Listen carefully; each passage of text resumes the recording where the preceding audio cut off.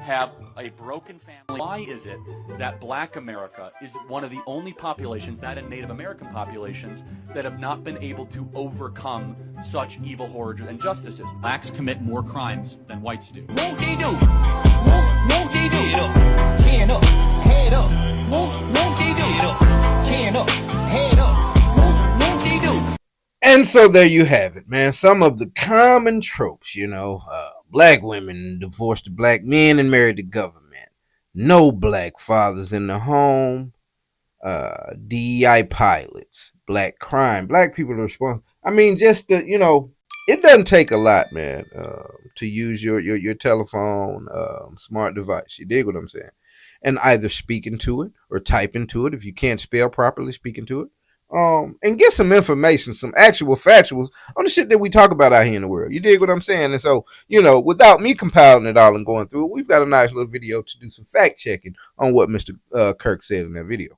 Black Americans are about 13 to 14% of the population. Yes, about half of all prisoners are black. Exactly. So blacks commit more crimes than whites do. They commit more murders. They commit more arsons. They commit more kidnappings. For example, blacks are 13% of the population and they commit 58% of all the murders. Okay.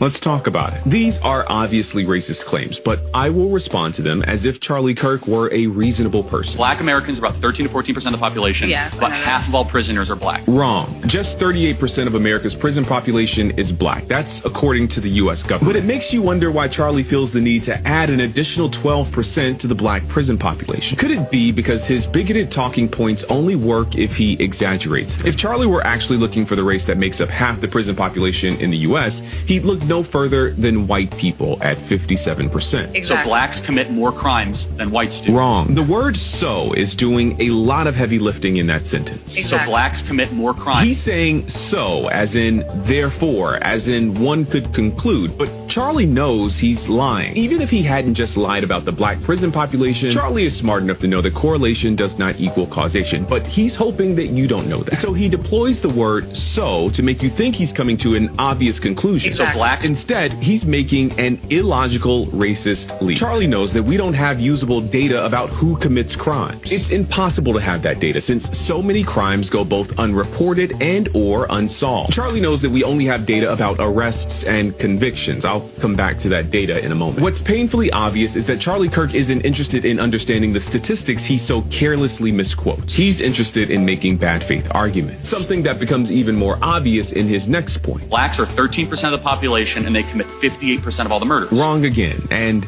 loud this time. If Charlie were interested in honesty, he would have mentioned the other 1350 statistic. Yes, black people are about 13% of the population, but make up 53% of all criminal exonerations. In fact, black people make up 55% of all murder exonerations specifically. Black people are more likely than any other group in this country to be convicted of crimes they did not commit. And then people like you have the nerve to parade these stats around as though they prove something. The reality is that you probably know these stats, but you leave them out on purpose because to bring that stat into this conversation would make some people think. And that's the last thing a person like you wants. Oh, yes, a good old fact check is always welcome. Now, you heard the fella there go down through many statistics and actually pointing out the real numbers and also saying that, a lot of these crimes aren't reported and, the numbers that you're quoting are blatantly wrong. Here are the actual stats.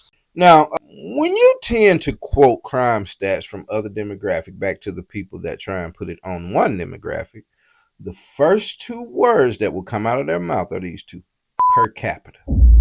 So by their logic, there's more of them in America. So quite naturally, they will commit more crimes. But I say hold the phone, Sir Jones.